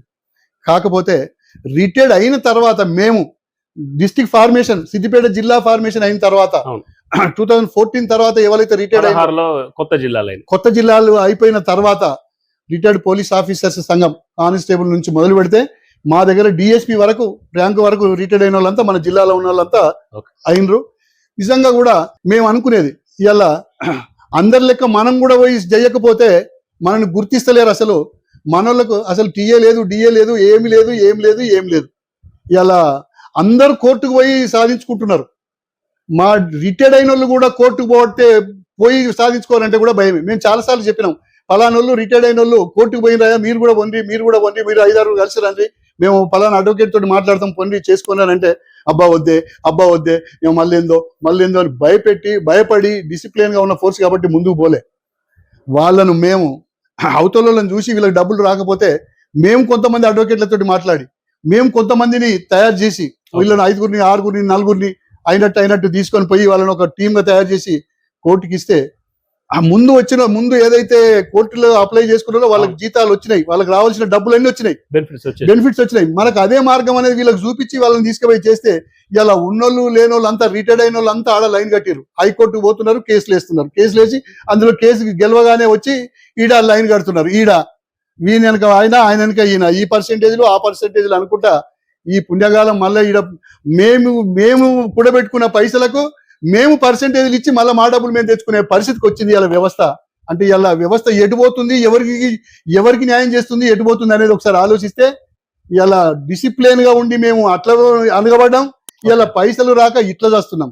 ఇలా నిజంగా కూడా ఒక మాటలు చెప్పాలంటే పోలీసు ఉద్యోగం అనేది బాగా కత్తి మీద సాము ఉద్యోగం. ఇది రకరకాలైన ఫ్రెషర్స్ పడి మైండ్ అంతా ఒత్తిడికి లోనై ఈ ఎల్లని సంసారాలతోటి ఈ పిల్లలతోటి గడిపి నిజంగా కూడా ఉద్యోగం అయిపోయిన తర్వాత రిటైర్మెంట్ అయితే డబ్బులు రాకపోవడం వల్ల నిజంగా ఉత్తగానే గుండె వాళ్ళకి చచ్చిపోతున్నాం, నిజంగా మానసికంగా కుమిలిసేస్తున్నాం. మరి ఇలా ఒక మాట అడిగేసి గవర్నమెంట్ దిక్కు ప్రభుత్వం దిక్కు చూస్తే అసలు ఏమో వీళ్ళతోటి ఏం పని, వీళ్ళకి ఏం అవసరం లేదు, వీళ్ళతోటి అయ్యేదేంది ఒరిగేదేంది, వీళ్ళతోటి ఏమి కాదని చెప్పేసి పాలకులంతా మమ్మలను చిన్నచూపు చూసి అసలు మాకు ఎలాంటి లెక్క చేస్తలేరు. నేను ఇలా మీ పక్షాన మీ ముందట ఇలా పాలకులకు ఒకే ఒక మాట చెప్పాలనుకున్నా, బిడ్డ మా పాపం ఉత్తగబోదు, అయ్యా మా కలకలు ఉత్తగబోదు, మీకు మంచిది కాదు, ఇది మమ్మల్ని చంపక తింటున్నారు. ఇలా నాకు లేకపోవచ్చు, ఇలా రిటైర్డ్ అయిన ఉద్యోగస్తులంతా ఏడుస్తున్నారు, ఇలా పెద్ద మనిషికి డబ్బులు వస్తాయి అని అనుకుంటే ఇక ముసలోనికి తిండి దండగా అవుతుందని చెప్పేసి అనుకున్న పిల్లలు ఉన్నారు, పిల్లలు లేని వాళ్ళు ఇలా డబ్బులు రాక ఏమి రాక ఆడ ఈడ అడుక్కొని తింటున్నారు. ఇలా అడుక్కొని తిన బతకాల్సిన బతుకులు తీసుకొచ్చిన ఈ పాలకులకు ఉత్తగబోదు. ఇలా వీళ్ళు అనుకుంటుండొచ్చు దేవుడు అనేటోడు ఉన్నాడు, ఎప్పుడో ఒకసారి దెబ్బలు పెడితే. ఇలా మేము నిజంగా ఉద్యోగస్తులము, ఈ పోలీస్ డిపార్ట్మెంట్ లో చాలా మంది మధ్యలోనే చచ్చిపోతారు. అవును. తట్టుకోలేక మైండ్ వాళ్ళకు అంత మానసికంగా ఒత్తిడితో చచ్చిపోతారు. రిటైర్మెంట్ అయ్యేటోళ్ళే తక్కువ. ఆ రిటైర్మెంట్ అయినాక ఈ డబ్బులు రాక కొంతమంది చేస్తారు. ఇక నాసుంటోడు పెళ్ళాం పిల్లలు గట్టి ఉన్నోళ్ళు, నా పిల్లలు సాదుకుంటోళ్ళు బతుండొచ్చు 4 రోజులు. నేను బతికినంత మాత్రం వ్యవస్థ అంతా బతికింది అనుకుంటలేను. కానీ ఉత్తగానే రిటైర్మెంట్ అయినాక చాలా మంది ఉత్తగా గుండె వాళ్ళు చచ్చిపోతారు. ఆ పాపం ఉత్తగబోదు. ఈ ప్రభుత్వాలకు మానసికంగా చాలా దెబ్బ పడుతుంది అని చెప్పేసి నేనైతే అనుకుంటున్నాను. వాళ్ళు అనుకుంటున్నారు వీళ్ళతో ఏం కాదు, వీళ్ళతో ఏం కాదు అనుకుంటున్నారు. అయ్యా మేము ఒకటే ఒక మాట చెప్తాం. ఇలా అప్పటి కాలంలో పురాణాలు చెప్తాయి, ఉడతా భక్తి సాయం అని చెప్తాడు. రాముల వారు వారధి కడితే ఉడతలు వాళ్ళంతా ఇసుక తీసుకు వారధి కట్టిరని అంటే, బిడ్డ మాకు టైం వస్తుంది, మేము కూడా చెప్తాం ఈ ప్రభుత్వం వేస్తురా, వీడి వేస్తురా, వీడి వేస్తురా, వీడి వేస్తురా అని చెప్పేసి మేము చెప్తాం. ఇలా ప్రజలు ఇలా మిమ్మల్ని ఎన్నుకుంటే వాళ్ళు కూడా ఇలా ప్రజలు కూడా తప్పే చేస్తున్నారు. ఎవరిని ఎన్నుకుంటున్నారో అర్థమైతలేదు, ఎవరికి ఓటేస్తున్నారో అర్థమైతలేదు. వాళ్ళకి ఓట్లు చేసి పైసలు ఖర్చు పెట్టి గెలిచిన వాళ్ళు అందరూ డబ్బులకు ఎగబడి వాళ్ళ సంపదనకి ఎగబడి అటు ప్రజలను మరుస్తున్నారు. ఇలా ఉద్యోగస్తులను అంతకన్నా మరిచిరు. ఇలా వాళ్ళ కలకల కానీ మా కలకల కానీ ఉత్తగా పోదు, వీళ్ళందరికీ అంటుకుంటుంది అని చెప్పేసి నేను నమ్మేదాంట్లో నేను ఒకరు. సరే, మీరు పరోక్షంగా రాజకీయాలకు సంబంధాలు ఉండొచ్చు, ఇప్పుడు ప్రత్యక్ష రాజకీయాలకు వచ్చారు. ఇప్పుడు చూస్తే ఈ రాజకీయాలు ఎట్లా ఉన్నాయి అనుకుంటున్నారు? అంటే ఒక మాటలు చెప్పాలంటే, మా కుటుంబం రాజకీయాలతో ముడిపడి ఉన్నటువంటి కుటుంబం. మా తాత ముత్తాతల నుంచి మా నాన్నలు మా అన్నలు అంతా అంచలంచలుగా వస్తున్నటువంటి సందర్భాలు. దానిలో అప్పుడు తెలుగుదేశం గవర్నమెంట్ లో సత్యలోకనమైన ముత్యం రెడ్డి అప్పుడు తెలుగుదేశంలో మంత్రి, ఆయన మంచి చదువుకున్న వాళ్ళు ఉంటే నేను ఎంపీపీ చేస్తా మంచి చూడురా అని చెప్తే, మా పెద్దలు మా అన్న మా బాపు వాళ్ళంతా మా మిసెస్ పేరు చెప్పడం, నేను అప్పటికి అన్న కూడా పోలీస్ డిపార్ట్మెంట్ లో కుదరదు, అటువంటి డిసిప్లిన్ ఫోర్స్ మాది. అసలు పోలీసు వాళ్ళ కంటే ఓటేయరు. ఒక మాటలు చెప్పాలంటే పోలీసు వాళ్ళు అంటే అసలు ఒక బయట నెగటివ్ ఉంటది, థింకింగ్ చేస్తారు. వద్దు అని అంటే, చూడరా ఏదైనా మంచి పాలే నీళ్లే, నిజాయితీగా సేవ చేసేటువంటి కుటుంబం మనది, అందరు నమ్ముతారు, మేము తీసుకెళ్తామని అంటే, నాకైతే ఇంట్రెస్ట్ లేదు. ఆమెకి ఇంట్రెస్ట్ ఉంటే పోను, మరి ఆమె ఇష్టం. ఇప్పుడు నేనైతే వచ్చి చేసే పరిస్థితిలో లేను. రేపు రిటైర్మెంట్ అయితే నేను చల్లకపోతే తప్పకుండా చేస్తాను నేను. కానీ ఇప్పుడు లేదు అని అంటే, మా మిసెస్ కూడా ఇంట్రెస్ట్, మా అన్న మా వదినే మా అమ్మ మా నాన్న మా తాతలు వాళ్ళందరికీ ఇంట్రెస్ట్. కాబట్టి నాకు ఇష్టం లేకుండా తీసుకుపోయి అంటే, ఇప్పుడు ఇష్టం లేకుండా ఇష్టం ఉన్నట్టే లెక్క, నేను దాన్ని వ్యతిరేకిస్తలేను, నేను ఒప్పుకున్నట్టే లెక్క. కానీ అసలు నాకు సంబంధం లేకుండానే తీసుకుపోయినప్పుడు వాళ్ళు అప్పుడు ఆ రకంగా ఎంపీటీసీ చేసిరు అనేది నిజం. అప్పుడు కాలం కలిసి రాలేదు. మా మిసెస్ ఎంపీటీసీగానే గెలిచింది, ఎంపీటీసీగానే సేవలు అందించడం. అప్పుడు ఒక్కలమైనా కూడా నిజాయితీగానే పనిచేసినాం. మా మిసెస్ కూడా నిజాయితీగానే పనిచేసింది. ఆ రకంగా ఆ పేరు అట్లే కాపాడింది. ముత్యం రెడ్డికి ఆ పేరు తీసుకొచ్చి పెట్టినాం. ఆ విలేజ్ కూడా ఎంతో కొంత మా పీరియడ్లో మేమెంతో సేవ చేయగలిగాం. అవును, మీరు రాజకీయాల్లోకి రావడానికి ముత్యం రెడ్డి గారి కారణం. 100%. నేను నిజంగా కూడా రాజకీయాలు ఎట్లుండాలి, ఎట్లా సేవ చేయాలి, డిపార్ట్మెంట్ లో నేను ఎంత ఏ రకంగా ఎదిగినా, ఎట్లా చూసినో నాకు రాజకీయాలు చేయాలనేది అప్పటి నుంచి మొదటి నుంచి కూడా కొంచెం ఇంట్రెస్టే. అందులో ముత్యం రెడ్డిని నేను ఆదర్శంగా తీసుకుంటా. నిజంగా ఆయన ఒక మాటలు చెప్పాలంటే కూడా, అసలు ఏదైనా చిన్న పని పడి హైదరాబాద్ పోతే ఎందుకు వచ్చిన వీడికి ఒక ఫోన్ చేస్తే అయిపోయేది కదా, ₹1 కైనేసి ఫోన్ చేస్తే అయిపోయేది, ఎందుకు వచ్చింది దాకా అనవసరంగా డబ్బులు పాడు చేస్తావు అది అని చెప్పి ఎలగొట్టి ఆయన పని చేసి పెట్టేది. అంటే నిజంగా కూడా ఈ ప్రాంతంలో నా ఏజ్ వాళ్ళకి అప్పుడు పిల్లల్ని అనంటే కూడా వెనక ముందు అయ్యారు.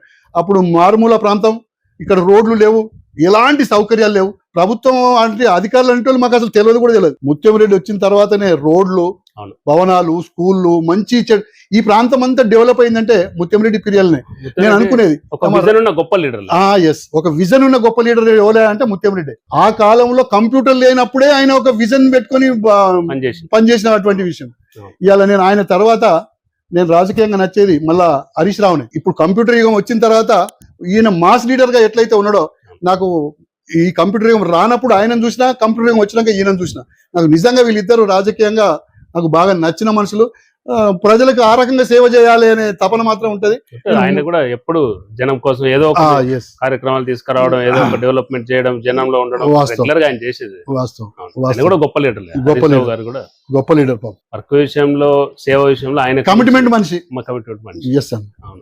ఎంపీపీ కాలేకపోయారు. బీఆర్ఎస్ లకు వచ్చిన తర్వాత వైస్ ప్రెసిడెంట్, సరే రిజర్వేషన్లు అనుకూలించకపోవచ్చు, వైస్ ప్రెసిడెంట్ అయ్యారు.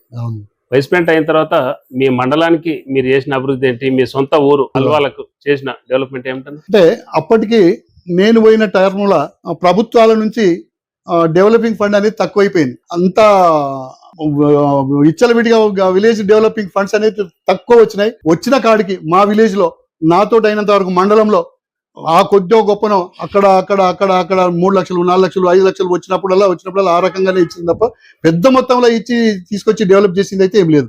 ఓకే, మామూలుగా అంటే నిధులు అరకొర నిధులతోటే మా పీరియడ్ అంతా గడిచింది అనేది నిజం. 10 ఏళ్ళు బీఆర్ఎస్ అంటే మీరున్న 5 ఏళ్ల సమయంలో కూడా బీఆర్ఎస్ అధికారంలో ఉన్నది. పార్లమెంట్ సభ్యుడు, ఇక్కడ ఒక కీలకమైనటువంటి వ్యక్తి హరీష్ రావు గారు ఉన్నారు. ఇక్కడే మన జిల్లాకు సంబంధించి సీఎం గారు ఇక్కడే ఉన్నారు. కాబట్టి మీ మండలానికి సంబంధించి వాళ్ళు అక్కడ మీ విలేజ్ సంబంధించి అటువంటి ప్రత్యేకంగా ఏం నిధులు తీసుకొచ్చే అవకాశం లేకపోయింది. అప్పుడు నిధులు అటువంటి అవకాశం లేకుంటే ప్రజలకు అప్పటికి సరిపడేంత కరెంట్ ఇచ్చింది ప్రభుత్వం.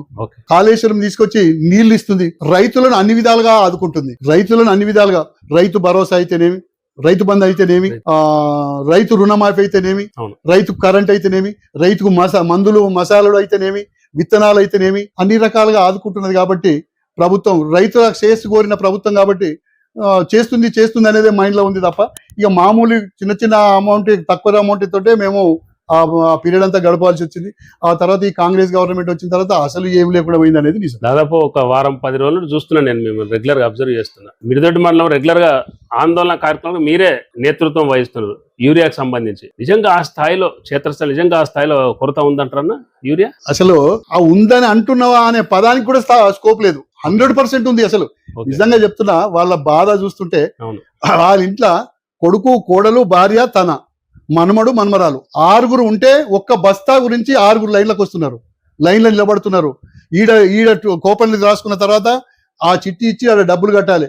ఆ సెల్ ఫోన్ తీసుకొని వాళ్ళు ఆధార్ నంబర్ చెప్తే ఆధార్ నంబర్ చెప్పి ఆడికెళ్ళి మళ్ళీ పోయి ఇంకో దగ్గర లైన్ కట్టి ఆడికి పోయి ఆ మందు బస్తాలు తీసుకొని భార్య దిక్కు భర్త దిక్కు పట్టుకొని వస్తుంటే వాళ్ళ కష్టం వర్ణానితం. నిజంగా కూడా వాళ్ళ పాపం కూడా పాలకులకు ఉత్తగబోతుంది. నిజంగా కూడా అట్టడుగుల యూరియా గురించి విపరీతం ఏడుస్తున్నారు, విపరీతం బాధపడుతున్నారు. అసలు వాళ్ళకు మన ఉగాది పండుగ రోజు, మన చవితి పండుగ రోజు అసలు ఉద్యోగస్తులు కూడా, పోలీసులు కూడా అన్ని వదిలేసి వాళ్ళకు సేవ చేయడం, వాళ్ళని లైన్ కట్టియడం. నిజంగా వాళ్ళని చూస్తుంటే పండుగ రోజు వచ్చినామంటే, సార్ ఇంట్లో ఇది తీసుకుపోయి చల్లితే ఇప్పుడు సరి అయిన టైం సార్, ఈ టైం తీసుకుపోయి పంపకపోతే మనం పంట దిగుబడి అనేది రాదు. మనం అందుకే మన పండుగ ఇది చక్కగా ఉంటే ఆ పండుగలు ఇటువంటి 4 చేసుకోవచ్చే అని చెప్తుంటే వాళ్ళు ఒక్కొక్క మాటలు చూస్తుంటే చాలా బాధేసేది. నిజంగా కూడా ఇవాళ పాలకులు ఈ పాపం కూడా ఉత్తగబోదు. నిజంగా కూడా ఇవాళ ఏదో టీఆర్ఎస్ చేస్తుంది అని చెప్పేసి అపోహలతోటి కాలం కలిపి మాట్లాడు కూడా చెప్తుంది కదా. వాస్తవంగా రావాల్సినంత యూరియా కేంద్ర ప్రభుత్వం నుంచి రాలేదు. అక్కడ కూడా వాళ్ళు ఇబ్బంది పెడుతున్నారు, ఇవ్వకుండా, స్టాక్ ఇవ్వకుండా. కేంద్రం ఏం చెప్తుంది, నానో యూరియాను వాడాలని మేము ఎంకరేజ్ చేస్తున్నాం, ఈ కెమికల్ ఏదైతే ఉన్నాయో కెమికల్స్ తగ్గించాలని. అందుకే ఈసారి వీళ్ళకి ఇవ్వాల్సినటువంటి ఏదైతే కేటాయింపులో తగ్గించామని కూడా కేంద్ర ప్రభుత్వం చెప్తున్నది. అంటే రైతులకు ఇప్పుడు ఈ తీరా టైం రైతు వచ్చి మందు యూరియా అడుగుతున్నప్పుడే ఈ నానో యూరియా చేయాలి, ఇది వాడాలని చెప్పడం కరెక్ట్ కాదు. ఇటువంటిది మీరు ముందే ప్లాన్ ఆఫ్ యాక్షన్ ఉంటే, ముందే రైతులకు మోటివేట్ చేస్తే వాళ్ళు ఏది వాడాలి, ఏం చేసుకోవాలని వాళ్ళు కూడా ఒక ప్లాన్ చేసుకుంటారు. మీరు టైంకు వాళ్ళు యూరియా అడుగుతుంటే నువ్వు నానో వాడడం అనేది నువ్వు దాటవేయడానికే ఇది వాడుతున్నారు తప్ప, ఇది వీళ్ళు కూడా ఒక ప్లాన్ ఆఫ్ యాక్షన్ ఉండాలి. ఏది కావాలి, ఎంత కావాలి, సూపర్వైజింగ్ చేసుకోవాలి. ఇప్పుడు ఇంటి పెద్ద అన్నప్పుడు అన్ని చూసుకోవాలి. ఇక అది చూసుకోకుండా నువ్వు వాళ్ళు ఇచ్చేది ఉందని వాళ్ళ మీద నెట్టడం, వాళ్ళు మాకు నానో వాడమని వాళ్ళు ఇప్పుడు చెప్పడం, ఇదంతా దాటవేయడానికి వాడుతున్న మాట. చూసుకున్న మన రాష్ట్రంలో ఆ స్థాయిలో ఎరువుల ఉత్పత్తి జరగదు. ఉన్నది మనకు ఒకటే రామగుండం. నీకు ఎరువులు కావాలంటే మనకు కేంద్రమే ఇవ్వాలి, విదేశాల నుంచి కొనుగోలు చేయాలి, మనకి ఇక్కడికి తీసుకురావాలి. మన దగ్గర అంతా ఆ స్థాయిలో ఉత్పత్తి లేదు. అంటే అది కూడా మనకు ఇబ్బంది అవుతుంది. అంటే అదే మాట చెప్పు, మీరు వ్యవసాయాలు చేయకుండా మనకు ఉత్పత్తి లేదు, మేము మందు బస్తాలు ఏమో, మీరు సాయాగా మీరు మందు బస్తాలు లేకుండా పంటలు పెట్టుకోమని ముందే చెప్పు. నేను ఇవాళ అడగం అది మాట. అంటే ఇక్కడ నేను ఏమంటున్నా అంటే, ఇవాళ నా భార్య ఉంది ఇంటికాడ వంట చేసిందని చెప్పేసి మా దోస్తుని తోలుకొస్తా అని చెప్పేసి నువ్వు 10 మందిని దోలుకొచ్చి అన్నం ఎందుకు పెట్టలేదు అన్నట్టుంది ముచ్చట. ఇక్కడ నువ్వు 10 మంది వస్తున్నారని చెప్తే 10 మందికి ప్రిపేర్ చేస్తారు, ఒకరు వస్తున్నారని చెప్తే ఒకరు ప్రిపేర్ చేస్తారు. నీ ప్రిపరేషన్లని నువ్వు కరెక్ట్ లేవని నేను అంట. ఇప్పుడు ఇక్కడ రైతు అడుగుతాడనే విషయం నీకు తెలియదా? మీరు పాలిస్తున్నారు, మీకు అది కూడా తెలియకపోతే ఎట్లా? ఇలా దాట వేయడం తప్ప. ఇలా మనకు రామగుండం ఉంది, రామగుండం ఒకటే ఉందని తెలుసు, మరి ఇంకోటి తెస్తావా పెట్టు, బయటకు వెళ్ళి తెస్తావా.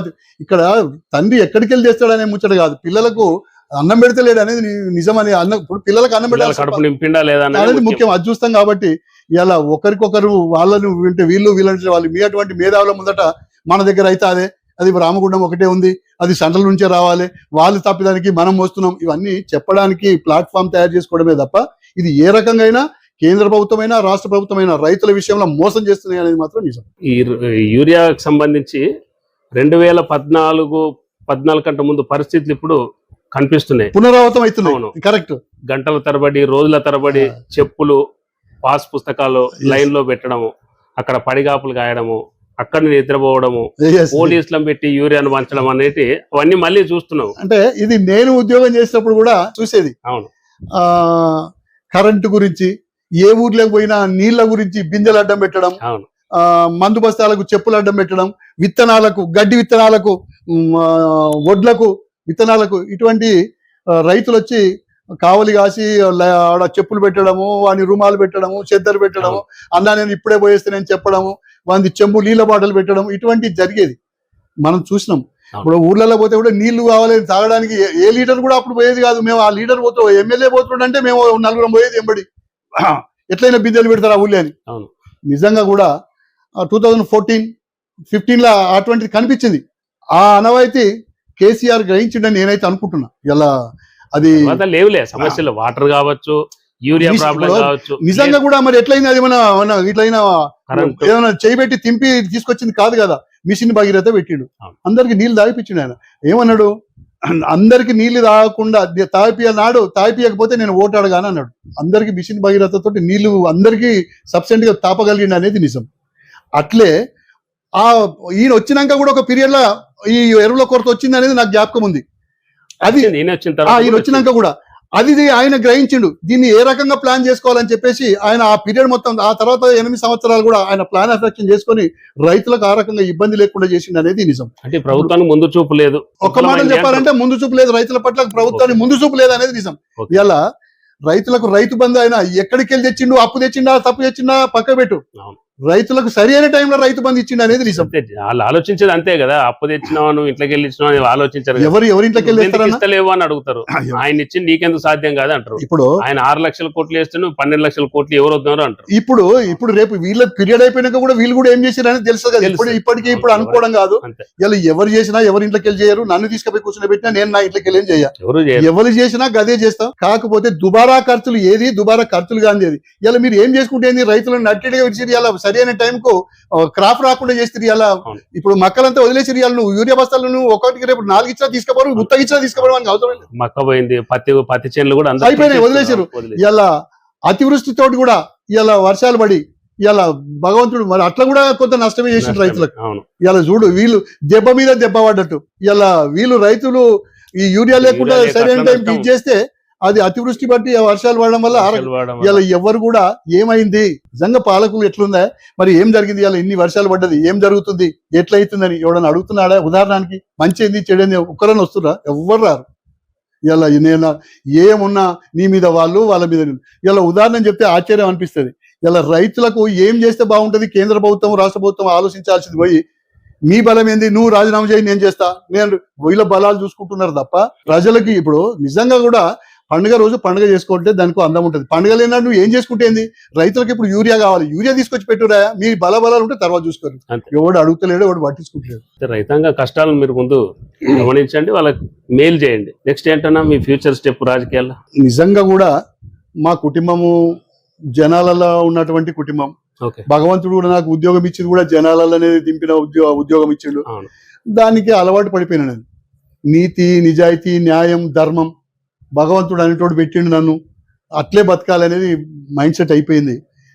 ఏ రకంగా అయినా కూడా నేను నిజంగా కూడా ఈ 5 years లో నాకు ఒక అలవాటు ఉంది. ఇది నిజమా కాదా మీరు కూడా గ్రహిస్తే తెలుస్తుంది అనుకుంటా. తప్పును తప్పంట, ఒప్పును ఒప్పంట, నిజాయితీగా తప్పును ఒప్పుకుంటా. ముందు నుంచి అట్లే మాట్లాడతారు, నిక్కచ్చిగా మాట్లాడతారు. నాకు అది అలవాటు అన్నట్టు. అట్లే ప్రజలలోనే ఉండాలని అనుకున్నాను కాబట్టి నా భార్య పిల్లలు కూడా ఇప్పుడు ఈయనేమో సంపాదించేది లేదు, సంపాదించిన కాడికి భగవంతుడు ఇచ్చిన కాడికి ఏం సంపాదించినా ఏంది అనేది నా భార్య పిల్లలకు తెలుస్తుంది, ఆ భగవంతుడు తెలుస్తుంది, నాకు తెలుస్తుంది. మేము ఆర్థికంగా పర్లేదు, మాకు భగవంతుడు ఇచ్చిన కాడికి పొద్దుమాప తింటున్నాం. నాకు 3 పిల్లలు, మా పాప సాఫ్ట్వేర్, మా అల్లుడు మా BHL లో ఇంజనీరు, నాకు 2 బాబులు US లో సాఫ్ట్వేర్, మా కోడలు సాఫ్ట్వేర్. చిన్నబాబుకి ఇంకా మ్యారేజ్ చేయలేదు, చూస్తున్నాం సర్చింగ్. ఆర్థికంగా పర్లేదు, మా వంతలో మేము ఉన్నాం. మా పిల్లలు కూడా డాడీకి పొద్దుగా లేస్తే సేవాభావం అనేది ఉండాలి కాబట్టి రాజకీయం తప్ప ఇంకోటి ఏది సెట్ కాదని చెప్పేసి నన్ను రాజకీయంగానే పొమ్మని నా భార్య పిల్లలు చెప్తూనే ఉంటారు. నిజంగా కూడా నాకు కూడా అది ఇంట్రెస్టే కాబట్టి నిజంగా కూడా భగవంతుడు నాకు ఇంకా ఆయుర ఆరోగ్యాలతో నన్ను ఇట్లే కాపాడి ఇంకా బతుకున్నన్ని రోజులు ఈ ప్రజలకు సేవ చేయాలనే తపన మాత్రం ఉంది. ఆ తపన తగ్గట్టు భగవంతుడు రేపు రిజర్వేషన్స్ కలిసి వస్తే ఏది కలిసి వచ్చినా నాకు కానీ నా భార్యకు కానీ ఏది కలిసి వచ్చినా దేవుని పుణ్యాన మళ్ళా ప్రజల పక్షాన నిలబడి మేమంటే మా పరిస్థితి ఏంది, మేము ఏం చేయాలనుకుంటున్నాం, ఎట్లా చేస్తాం అనేది వాళ్ళకి ఇప్పటికీ తెలుసు. మళ్ళా కూడా చెప్తాం. ఆ రకంగా ప్రజలు గెలిపిస్తే తప్పకుండా వాళ్ళ సేవ చేసి, గెలిపియకున్నా కూడా బతికిన రోజులు ప్రజలతోటే ఉంటుంది తప్ప నేను స్వయంగా ఇంకేమో చేసేది ఏం లేదు. తప్పకుండా ప్రజలు మీ అందరి దయ వల్ల ఆ దేవుడు నన్ను తప్పకుండా మళ్ళీ ప్రజలలోనే ఉంచుతాడు. బతికినన్ని రోజులు ఆరోగ్యంగా ఉండి నన్ను ఇట్లే భగవంతుడు తీసుకుపోవాలని కోరుకుంటా తప్ప వేరే ఏం లేదు. నేను ఇంకేమో చేయాలని ఎలాంటి కాంట్రాక్ట్ చెయ్యను కూడా. నేను ఎలాంటిది ఎక్కడ పై రోజులు చెయ్యను కూడా. నాతో అయినంత వరకు సేవాభావం చేస్తా తప్ప వేరే లేదు. ప్రజలలోనే ఉంటా. తప్పకుండా భగవంతుడు నన్ను ఆ రకంగా కాపాడాలని కోరుకుంటా భగవంతుని. కానిస్టేబుల్ గా ఉన్నప్పుడు, హెడ్ కానిస్టేబుల్ ఉన్నప్పుడు సర్వీస్ యాక్టివిటీస్ ఎక్కువ చేసేవాళ్ళు, సేవా కార్యక్రమాలు. జైల్లో వాళ్ళకి పలకలు పంచడం కానీ, బట్టలు ఇవ్వడం కానీ, తర్వాత బయట కాలేజీలో స్కూల్ పిల్లలు కూడా రెగ్యులర్ మేము కూడా మీతో వచ్చేవాళ్ళం. అలాంటి కార్యక్రమాలు కంటిన్యూ చేస్తున్నారా? ఇప్పుడు 100% ఇప్పటికీ చేస్తూనే ఉన్నాడు అటువంటి. ఎందుకంటే ఒక మనిషి జైలుకు పోయిండు, కనీసం 3-4 నెలల దాకా ఆయన బయటకు బెయిల్ దొరకదు. అయితే అక్కడ మనిషి అట్లా ఒక్కడే సింగిల్ గా ఉంటాడు కాబట్టి వానికి ఏవేవో ఆలోచనలు వస్తాయి కాబట్టి ఆలోచన దిశ అటు పోకుండా చదువు రానోనికి పలకలు వంచితే పక్కకున్నోళ్ళు వీళ్ళు పెట్టిస్తారు. వానికి ఎంతో కొంత నేర్చుకుంటాడు. ఏదో ఒక పుస్తకం ఇస్తే సమాజం ఇట్లున్నది అనేది తెలుస్తుంది అనేది ఆ రకంగా మైండ్ ఎక్కువ ఆలోచిస్తుంటాయి కాబట్టి అటువంటి సేవా కార్యక్రమాలు చేయాలనిపిస్తుంది. ఇప్పటికి కూడా అటువంటివే చేస్తుంటా. నాతో అయినంత వరకు ఇంకా చేస్తా కూడా. మిడిదొడ్డి మండలంలో ఉండి రాజకీయాలు చేస్తారా, లేదంటే ఇప్పుడు సిద్దిపేటలో మీకు ఇక్కడ పర్మనెంట్ స్ట్రక్చర్ ఉంది, ఇల్లు ఉన్నది, ఇక్కడ మీరు సిద్దిపేటలో కూడా మీరు రాజకీయం చేసినా కానీ ఇక్కడ కూడా మీకు ఏమి ఇబ్బందులు ఉండే, అందరు మీకు సన్నిహితులే కాబట్టి ఇక్కడ ఉండి రాజకీయాలు చేస్తారా, అక్కడికే మిడిదొడ్డి మండలానికి పరిమితం అవుతారా? అంటే నాకున్న నాలెడ్జ్ ప్రకారంగా నాకు ఇక్కడ చేయాలనే ఆలోచన అయితే లేదు. నేను నా మిడిదొడ్డి మండలంలో, నా మండలంలో, నా ప్రజల దగ్గరనే ఉండాలి, నేను అక్కడనే ఉండాలి, అక్కడనే సేవ చేయాలి, అక్కడనే రాజకీయాలు చేయాలనేది మాత్రమే ఉంది నాకు. ఫైనల్ గా రిటైర్డ్ పోలీసు ఉద్యోగులకు సంబంధించి బెనిఫిట్స్ ఎప్పట్లోగా ఇవ్వాలి, ఇవ్వకుంటే మీరు ఏం చేద్దాం అనుకుంటారు? అంటే ఏమన్నా అటువంటి అల్టిమేటం వేయడం కానీ, గవర్నమెంట్ ఒక డెడ్ లైన్ పెట్టడం కానీ, అటువంటి కార్యాచరణకి ఏమైనా సిద్ధమవుతున్నారా? ఉద్యోగ సంఘాలు ఏవైతే నిర్ణయాలు తీసుకున్నాయో, ఉదాహరణకి రేపు నల్ల బ్యాడ్జీలు సెప్టెంబర్ 1 రేపు నల్ల బ్యాడ్జీలు పెట్టుకొని నిరసన తెలపాలనుకున్నారు కాబట్టి తప్పకుండా దానిలో ముందుంటాం. పోలీస్ అనేది వెనక పోకుండా పోలీస్ పక్షాన మేము తప్పకుండా ముందుంటాం. మా వాయిస్ తప్పకుండా వినిపిస్తాం. ప్రభుత్వంకు వినబడేదాకా మాట్లాడతాం. దానిలో వెనక పోయేది లేదు. నిజంగా కూడా అసలు పోలీస్ అనే దానికి ఇలా పరువు తీస్తున్నారంటే పాలకులు అని చెప్పేసి నా మనసులో చాలా ఉంది. నిజంగా పోలీసుల్లో వాళ్ళ బాధను చూస్తుంటే నేను తట్టుకోలేకపోతున్నా కాబట్టి ఇలా వాళ్ళ పైసలు వాళ్ళకి ఇచ్చేంత వరకు ప్రభుత్వాన్ని వదలం. ఏ ప్రభుత్వం ఉన్నా వదిలిపెట్టాం. ఇప్పుడు ఉద్యోగ సంఘాలు కూడా ముందట్లెక్క లేవుగా. ఏదైనా ఇప్పుడు ఇంకేం చేస్తారు? మమ్మల్ని చంపేస్తారా? వాళ్ళకు చంపినా కూడా మాకు బాధ లేదనే సిద్ధంగా ఉన్నాం మేము. ఇప్పుడు ఇక్కడ మేమేదో లేచి ఇంకేదో ఒరగబెట్టాలనే ఆశలు లేవు. ప్రభుత్వం ఇప్పుడు నేను ఏమనుకుంటున్నా, ఇలా నాసుంటి అన్ని కుటుంబాలు లేకపోవచ్చు, ఇబ్బందులు ఉన్న కుటుంబాలనే కాబట్టి వాళ్ళకి ఎంతో కొంత మేలు చేయాలి. నన్ను ఈ జిల్లాకు అధ్యక్షుని చేసిర్రు, రాష్ట్రానికి ఉపాధ్యక్షుని చేసిర్రు. నా వంతుగా నేను చేయాలి అనే తపన నాకు ఉంది కాబట్టి నేను ఉద్యోగ సంఘాలను కలుపుకొని తప్పకుండా మా వయసు వినిపించి, మా మాట వినిపించి, వాళ్ళ పైసలు వాళ్ళకి వచ్చేంత వరకు ఈ ప్రభుత్వాలను అంటగడతాం, వదలం. ప్రజాక్షేత్రంలో వీళ్ళని దోషిగా నిలబెడతాం. మా పైసలు మేము వసూలు చేసుకుంటాం అనేది మాత్రం తప్పకుండా చెప్తున్నా. ఇది హెచ్చరిస్తున్నా అనుకో, బతలాడుతున్నా అనుకో, ఏమని అనుకో. ఏమడుగుతున్నామా? మా పైసలు మేము అడుగుతున్నాం. మీ పైసలు ఏమంటున్నామా? మేము కూడా పెట్టుకున్న పైసలు మేము ఏమంటున్నాము? నీయా, నీ అయ్యా, నీ తాతయ్య, నా పైసలు అవి మాకు ఏమంటున్నాం? దానికి ఇంత రాద్ధాంతం, ఇంత కథలు చేసి వదిలిపెట్టాం. దేవుడు మమ్మల్ని బతుకున్నంతసేపు మేము ఆ కొట్లాడకు వదులుకోం. పైసలు తెచ్చేదాకా వదలం. ఓకే రాజన్న, ధన్యవాదాలు. మాకు అవకాశం ఇచ్చారు. మీ పోలీస్ ఉద్యోగులకు ఏదైతే రిటైర్మెంట్ ఉద్యోగులకు రావాల్సిన బెనిఫిట్స్ అన్ని రావాలని కూడా మేము కూడా కోరుకుంటున్నాం. Thank you. ఇది ఇవాల్టి ఓపెన్ టాక్ DS. చూస్తూనే ఉండండి జెన్యూన్ టీవీ.